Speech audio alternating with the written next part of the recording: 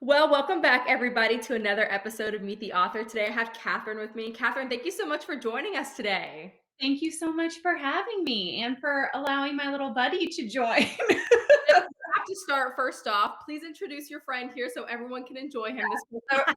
the real star of the show here. This is Rowan. I call him Ro. He is a little troublemaker who needs to be a part of every single interview. So thank you for letting me bring him along. I love it. I love him so much. How old is he? He just turned 2. Oh, Yeah. sweet boy. You would think he would grow out of his troublemaking ways by now, but he has not. Yeah, Mom, wherever you are, that's where I'm going to be. And if you're doing an interview, I'm going to be there too. That's exactly it. I love it. I love it so much. Well, I always like to open these interviews, usually asking an easy, like icebreaker question, kind of getting into steps. So I have to ask you, do you think you are more of a chocolate or a vanilla person? Ooh, this is hard. When it comes to ice cream, vanilla, that's like my go-to. But I do love chocolate. Just like I have such a sweet tooth, so I have like a whole cabinet of just like candy. So I can totally relate to that. Like, I don't do like chocolate cake, yeah, or like chocolate ice cream, but then I like brownies. So it's like same. I am with you. I'm so with you. Like I'll always get a vanilla cupcake over a chocolate cupcake. 100% every time. But then, like, when it comes to just like snacking, like Valentine's Day is like the best ever because it's Oh just my like god, so so much good. chocolate. So you're just like sitting there and you're eating it. It's the best. I just got all the like Christmas themed candy. So I got like the like little green and red Rolos. I got Hershey Kisses. It's like all out in my kitchen. Every time I walk by, I'm just like, I'll take one of these. Incredible. I have one of my favorites. It's like white peppermint bark, but it's like Ooh. white peppermint, like chocolate on the top, but then underneath is milk chocolate. And I stick them in the freezer, and it is like the best thing ever. It Okay, is now I have to find that. so good. Like I every single season, because they only have them, I think, between like December and January, and then they're gone. And so I buy like 7 or 8 bags, and I just leave them in my freezer. Love that plan. That's the best. I go through them so fast, and I learned my lesson the first year. I only bought like 2, and it was like You're like, barely past like when it was over. mistakes were made. Mistakes were made. So last year I bought a ton of them, and I like just finished like a month ago my last bag, and so I was like, perfect I'm timing. ready. Works out so great. Well, I so love that. excited again that you are on here today. Let's Thanks talk for about having me. obviously books. You have a lot of great books behind you. I have 3 of your books right here in my hand. And obviously, this series, the Lost and Found series, you have a newer book coming out. So before we jump talking about that, walk us through, if someone has never picked up Whispers of You, never picked up any of your books, Yeah. what can they expect being like, okay, I want to read some of her books. What is like your go-to things that they can expect? So I always say that if you like kissing books and murder, that I'm your girl. That's kind of my bread and butter. A lot of people have been started to say like cozy murdery vibes. So that's kind of my brand. I love romance. I have for pretty much my whole life. As soon as I found them, I was like, okay, this is my genre. But I also love mysteries. I love suspense. I like that little extra something that kind of pushes the story along. It puts the characters, kind of under fire in high stress situations, which brings out really fun things, I think, in the relationship. Oh So yeah. so that is kind of my bread and butter. That, and I do love a prologue where I kind of torture one of my characters usually. Usually something's going on, and I like feel like every book you start and you're like, ooh, we're setting up the scene for something here. All right. It's funny, I was talking to a friend recently and I was like, I think it's that I need to identify the moment that changed that character. I think we all have these moments in our lives where something changes, it changes the way we look at the world or, different hardships, those kinds of things changes our perspective, sometimes for the worse, sometimes for the better. And I love figuring out what that moment was for my characters. And I love putting it in the prologue so that readers get it a lot. We're like kind of discovering the character together. Yeah, at the very beginning, you understand the hard. I mean, like you said, it's usually a hard moment for the character. So it's like they went through this. Okay, I understand where they're coming from. Now let's jump, Mhm. usually into the future, things that are happening, and kind of get their mindset and fall more in love with them where they are now in their life. Exactly, exactly. So put all of that in like a small town setting, and that's my brand. I'm team fan over here. I love everything about it. Again, I love how you describe it, kissing and murder. Like, Yes, there we go. there you go. Perfect. Wraps it up all nice in a bow. So, talking about obviously this is your brand. How did you get into writing? I always like to ask this question. What was your journey to becoming where you are now and becoming an author? So I have kind of an interesting story. I was a huge reader all growing up.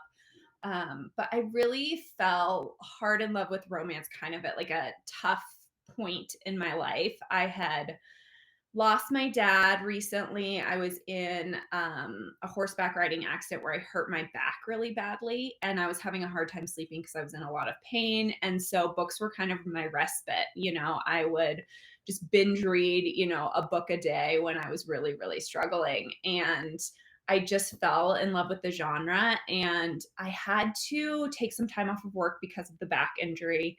And I just decided that if I was ever going to write a book, now is the time. I had like nothing but time. And I was like, I just want to try it once. And if I don't like it or it's too hard, I won't do it again. But I really just wanted to try at least once.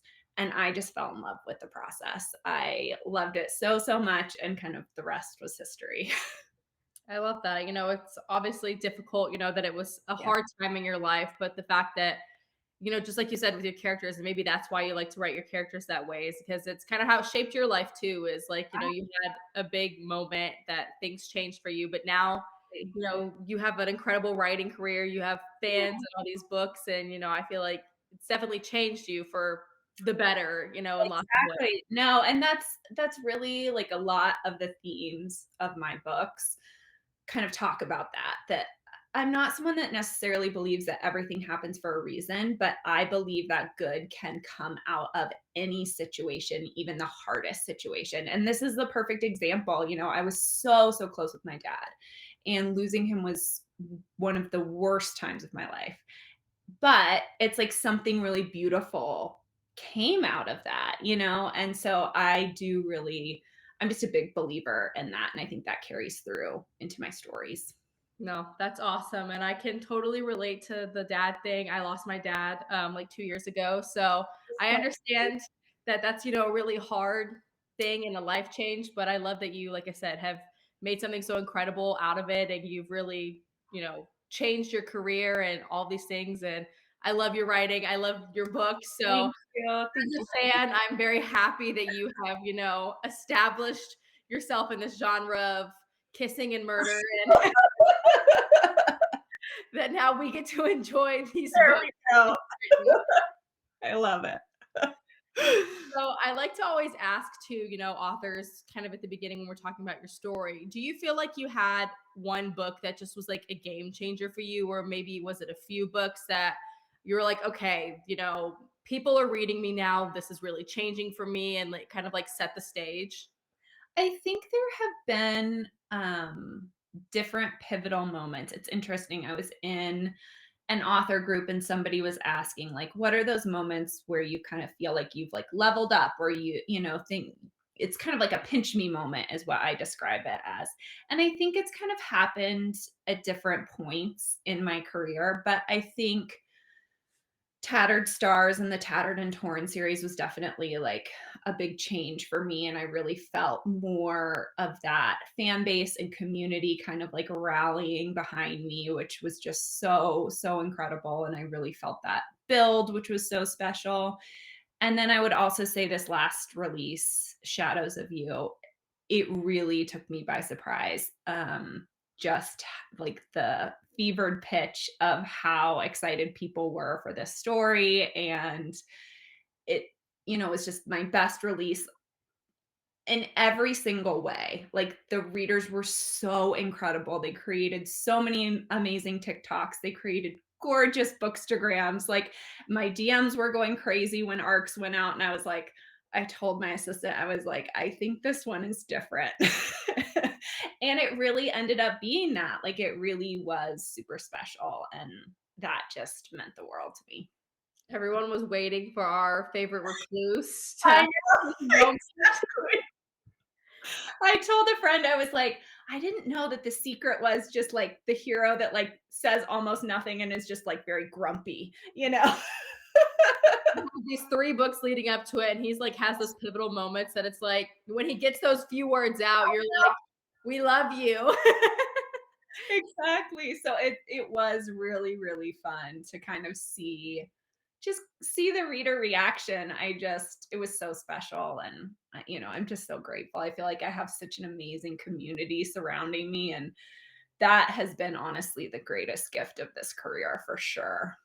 That's awesome. And obviously, your next book in the Lost and Found series is coming out in January, I believe. It's coming out in early February. Early So, February. yeah. Okay. Mhm. And what was that like for you? Especially these series, this is the fifth book. You've Yeah. been really attached to these characters for a while. What is it like for you wrapping up a series? Is it like a happy feeling because, you've been with this family for so long, but also sad because you're like, man, I've been with them for so long? I know. It really is kind of like it's a mixed bag, and I do tend to struggle a little bit with last books because you are kind of wrapping up this world in a lot of ways. And so I put a lot of pressure on myself. And so that can be a little bit challenging. But this book, I had the idea basically for the prologue and kind of like the hook, if you will, for so long, and I've been wanting to use it, and so this was just the perfect setup for it because I wanted to. It has to do with search and rescue. That's what I will. That'll be a little tease. Um, is kind of has to do with the prologue and how these two characters know each other. And I have wanted to write a search and rescue series basically since I started writing, and I had this idea for these two characters and I've wanted to do it forever. And so getting to write that is always so, so fun. So I love that piece of it. And I just know the characters so well by the last book that I'm not slowed down by like, wait, what is their voice? Early in a series, you're kind of you're figuring out who the characters are, and that takes a lot of tweaking. And so I'm constantly like going back and then, layering in new things. But by the end of the series, I know everyone so well that I'm kind of flying, which is really, really nice. But then I always like to tease what's next, like what my next series is. So we do get a character in this book who maybe has been mentioned before. That will be my little clue. Okay. And that will lead to the next series, which is always really fun for me to kind of like tease. That's so exciting. And I love when authors do that, that get those little glimmers that it's like interconnected. Like it's a different series. Yeah, Hey, I saw you already. I know you. You've been here for a minute. Exactly. That's what I really like about even like this series, is the fourth book. We have Aspen, but she's been here since Yeah. the second book. And so, I mean, even when she was first introduced, I was like, I want to know your story. Yeah, what's going on here? Like, what do you know that I don't? Exactly. And so I will tell you the truth. Sometimes when I'm writing these books, and I knew she was going to be the heroine of book 4, but I was still kind of figuring out exactly what her backstory was. So sometimes I will tease where I don't really know where that tease is going. And I'm like, okay, gotta figure this out. But there was a fun little clue with her. I can't remember. I think it was in book 3 where I did know her backstory. And that's when it gets really fun because you're like, ooh, I can layer this in. I You know, think I know what tease you're talking about, where yeah. it's maybe has to involve a certain old man and wife coming in and they're like, hey, you look familiar. And I was like, what? You're like, ooh. I said, time out, wait a minute. I know, what's her story? So that is like so fun for me because I'm a huge true crime podcast listener. And so I get a ton of inspiration from those kind of podcasts and stuff. And I love kind of working in the little, mystery aspects. I'm here for it every single time. I'm like, I find something and I sit there for a second, I'm pondering it. I'm like, okay, I can get behind this. I'm ready.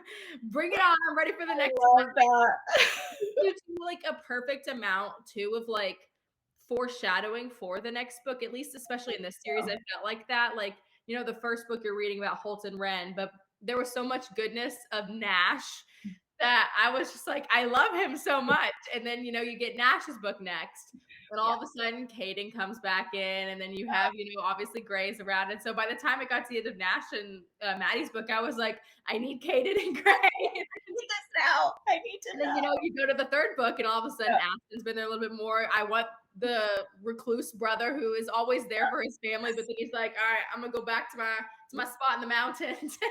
And by the time you get to the end, I was like, all right, I need y'all's next book. I need it. I love it. That makes me so happy because I do have a lot of fun, like kind of like layering that in because it does feel like the Easter first eggy. breadcrumbs. Yeah.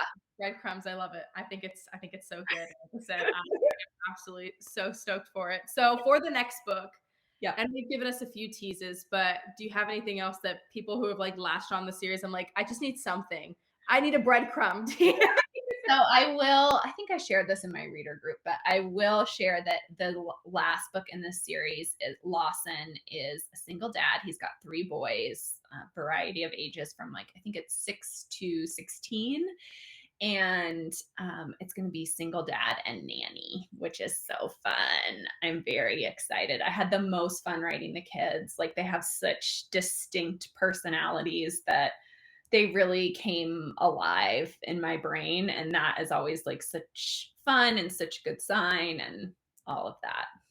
I love it. I'm so excited, and especially the kids. I mean, that just makes me so excited because you see them also throughout every single book. And there's a certain teenager who's been a little bit problematic. I know, exactly. So you get to see why in the final book, which is really fun. Love that. Love that so much. And definitely things for readers to look forward to. So, kind of stepping back a little bit from this series, but talking about writing in general, what is your typical writing process like that, okay, I've formulated this idea, it's come into my brain. Where do you go from there? And what does that typical process look like for you? So I am definitely very type A when it comes to my process. So I like to think about books for a long time before I'm writing them. And typically what that looks like for me is when I know I'm getting ready for a new series, I will plot out the books, like who the couples are going to be, what the tropes are going to be. If I know it, like what the suspense is going to be, and just kind of try and plan that out. And like I like there to feel like there's a good flow with that, and where I'm not like doing the same trope over and over and over the whole series. So I start with that, and then I will go in and I will outline the first book. And what that looks like for me is I'll go like chapter by chapter or scene by scene. And sometimes I work with note cards, like I'll clear off my dining room table and I'll like puzzle pieces. It's like I know how the book starts, I know what the climax is, but what happens in between. And I kind of by now I feel like I know the cadence where I'll be like plotting and then all of a sudden I'll be like, okay, wait, we need another suspenseful moment or we need another sweet moment. A lot of times I like to do one of my friend Rebecca Jenchak always makes fun of me. She's like, I know when you let them be happy that you're about to do something horrible. I feel like it's always one of those, it's like, okay, they just had a really sweet moment. Buckle up. This chapter's going to end badly or something. Gonna happen. Someone's gonna get a threatening note, someone's gonna get kidnapped, someone's gonna almost get shot. Like it's gonna be something is gonna disrupt that happiness basically. I think book 2 for me, I think there was like one of those moments that like something had already bad happened and I was like, I think I'm good, I think I'm in the clear. And then they like come home and they're all happy and then it was like boom, bigger bombshell, and I was like, no. Somebody tagged me in a review for that book that just had me cackling, and she was like, I love this book so much. She's like, but I have to take off half a star because you put Nash through so much. And I was like, I don't even blame you. I was like, fair. Well, I literally got to that point and I was like, Nash, and okay, they're good, they're together, they do this, and then it's like, psych. Never mind. You have to go through a little bit more trauma before you get your happy ending. It is like because it's so funny. Like for that book, it's like the we knew who like the bad guy was or who Yeah. the, and so I was like, well, I have to do something that kind of keeps people on their toes at the end and they don't like finish the book and feel like, well, I knew exactly how that was going to go. So Yes. just I had like a little extra something. that. It was a little extra something that I didn't need, but, my heart rate was like, "Oh gosh, oh gosh." Exactly. That was greatness. Oh my gosh. So sorry. I can see how your friend would say though, like, "Hey, I know if they're happy, something is coming." I know there was like one book in my backlist. Close your ears if you haven't read Shattered Sea, but there's like a scene where they're like having like a cute snowball fight and then somebody shoots at them. And she was like, why did you do this? I was like, so sorry. This is just the way my brain works. My brain is like, "Happy, happy, something has to go wrong." I know, exactly. Right until the HEA. Hey, but that's all that matters is that Exactly. we get happy endings, everything works We itself know out. they're gonna get there. So We have to, suffer through together to get to that point, but then we're fine. yeah, exactly. Love that so much. So you said you plot your books and everything, you kind of have your ideas. Once it comes to you finish this book, obviously one thing I love about your books are the covers. They're Oh, thank so beautiful, all of them. Your discreet, your people covers, I mean, they're always just so involved. What is that process like for you? It is long, I will tell you. My designer is an angel saint. Hong Lee does all of my like she's done the majority of my main covers. I also have some gorgeous alts that Kat from TRC Designs did. But my process with Hong is usually like I come up with a concept. Like I get a lot of inspiration from art. And so I'll search Pinterest or just Google and I'll find some imagery that I like and I'll send it to her and I'll be like, I'm thinking about this. What do you think? And then she'll usually draft something up. She'll send it back to me and then we go back and forth. But we have been working on the new series, the one after Lost and Found. And I kid you not, we've been working on it for about 9 months and we just finished. So it was very involved. I think it gets complicated when it's like I try to combine people and art, for the main cover. And it is tricky. And there's only so many things out there. And when you're trying to make it fit within a brand, but still make it feel different, it is challenging. And I want it to always evoke the feeling of the book. So, like when I'm looking for photos, they can't be super, super smiley because my books are on the more emotional side. I mean, there's Mhm. funny moments and there's sweet moments, and it's not like rip your heart out. But it's also not a rom-com. So it's Yeah. like I don't want people like laughing, on the cover. So it's definitely involved for sure.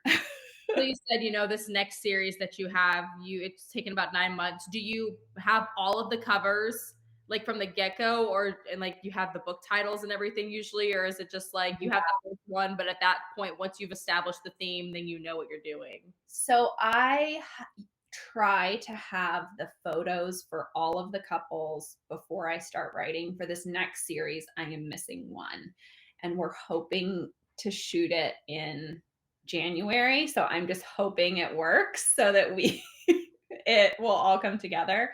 I do have all the titles, and the cover process that takes the longest is usually just book one. It's like when we're coming up with the like feel, and then once we've got it nailed down, it's like the next covers usually come pretty quickly. Mhm. But there was just a lot of tweaking on this one, trying to find something that was a little different that still felt like me, basically. Do you have any spoilers you can say for what the next series is called or anything like that, or are we all hush hush? Ooh, let me think if I could come up with a hint. It actually is this one is named the series name is after the place where it's located because I just love the name of the town. And so it's named after that, which is fun, which also actually kind of gave me an idea for the covers. So, Okay. mhm, which will make sense when you see them. Excited. I'm ready for it. So glad. Love that so much. So, obviously, as a writer, you are phenomenal. Again, what you do, you have a lot of readers and fans. But what do you like to do when you are not writing? I like to, take some Yeah. things off of, obviously, you are a person outside of being an author. What are the things that you like to do when you're not having to, be in your writing cave and doing what you do best? So, like I said, I love true crime podcasts. Like, I love to put one of those in and like go for a walk. I live in Central Oregon, which is I base most of my books, in the Pacific Northwest because this is where I live and I love it. It's so beautiful here. So I'll put a podcast in and go walk or hike somewhere beautiful that I love doing that. That's one of my favorite things to do. And take this little pal with me. He loves it. I also am addicted to puzzles. That's my latest obsession. I at night will just stay off my phone. So it's like I'll watch something and puzzle or I'll listen to an audiobook and puzzle. And it's just so much fun. I like to say I'm in my grandma era. So that's the latest obsession. My mom has a neighbor who is like an amazing woodworker, and he just made me a coffee table that's a puzzle table. So it has like a lid that comes off. So like I can work on my puzzle, I can leave it out, and then I put the lid back on and like the coffee table is usable. I It, love that so much. I know, like I am like full nerddom over here. I'm all about it though. I think that's awesome. At my work, we have like an area that's by like where the food and everything is. That's you can relax if you want to, but there's always a puzzle that's left out. Yeah. Sometimes if I like have a moment, I'll just like walk over there and I'll look at it and I'll put like 3 or 4 pieces in, and then I'm like, teamwork, and then I like leave and I'll come back like 2 days later and someone solved the whole thing, and I'm like, all right, well, I gave you 3 pieces. I was a part of this victory. They're always like huge puzzles, and then sometimes my news director will like keep them, and so he'll like save the puzzle. We'll like put it in the wall somewhere for like, and he's like, "All right, I'm taking this one down. You guys got to fix the next one." Oh my gosh, that's too funny. That's such a cute idea, though. I love that. No, it's definitely like trying to teamwork and everything going on. So I think it's fun that he does that, but. I haven't sat down and like actually done a whole puzzle in a while. I feel like that's something maybe like Christmas time on one of my days off. I should just. I just started a Christmas puzzle that's like a bookshelf. So it's like books in your Christmas, which is basically It's perfect. happy place. Perfect. I love that. I love it so much. Then you can turn on one of those like really cheesy Hallmark Christmas movies. Exactly. There you go. I think the Hallmark Channel started playing Christmas movies back like mid-October. I was like, Gosh, I love it. a little early for that, but now I'm like, That. give me the cheesiness, give me the predictability. I know what's coming. Gosh, that's too funny. I love it. That's awesome. So, as we kind of wrap this up, is there anything that you want to say to readers? Anything that I didn't ask you, maybe that you want to talk about? Oh, that's such a nice question. I think the thing that I would just say is thank you. Like, I appreciate you guys so much. Thank you for being a part of my community, for supporting me, for supporting my stories. I really do feel like that's the best gift from this whole career. And I'm so incredibly grateful. I feel like the people that, have kind of found my stories are so kind and positive and just really are such a part of my journey, and I'm so incredibly grateful for that. Aw, I love that so much. And where can people find you, best? Where can they connect with you as an author? And then where can they find your books the best also? So all of my books are in Kindle Unlimited, so you can find them all on Amazon, or they're also available widely through bookstores. If you have a local bookstore, you can always go in and ask them to order you a copy. I also sell signed copies through my local bookstore, and the information is on my website, which is super fun. I love being able to do that. And you can find me, I hang out the most on Instagram and TikTok. That's Catherine Cowles author, both of those places. And then I also have a Facebook group that I love interacting in. People are so awesome. It's called Catherine Cowles Reader Group. And obviously that's on Facebook. Awesome. Well, thank you so much again for coming on today. I had so much chatting with you. Our guest here, I know. he did so good, so well behaved. He's like, "Mom, are you proud of me? I kept my mouth shut the whole time." He's like, I didn't dive bomb your face. Sometimes I'll be sitting and he'll just like go straight for I'm like, seriously? Come Yes, you're He's like, very of course, now you're talking about me. I have to give you I kisses. know, exactly. That's so awesome. Well, thank you so much for being on here today. I had so much fun. And again, I loved my guest. This is the first dog I've ever had There be we go, superstar. superstar. He did so good. I loved it. And you guys make sure that you're staying subscribed to everything here at Michaela's Book Nook for all future author interviews. And if you're listening on my podcast on Spotify, make sure you're staying up to date with everything there. And until next time, thanks, guys. Thank you.